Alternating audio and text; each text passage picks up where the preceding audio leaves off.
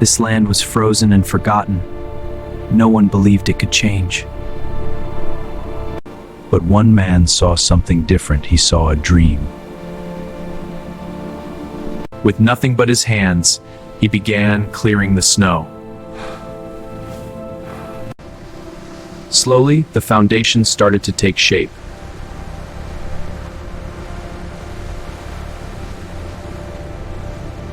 The freezing nights made it almost impossible to continue.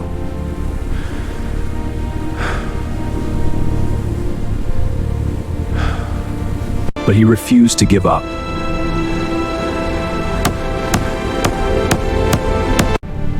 Piece by piece, the house began to rise.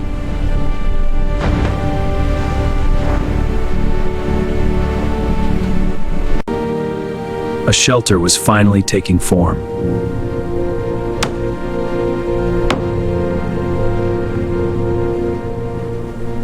He didn't just build a house, he built a home.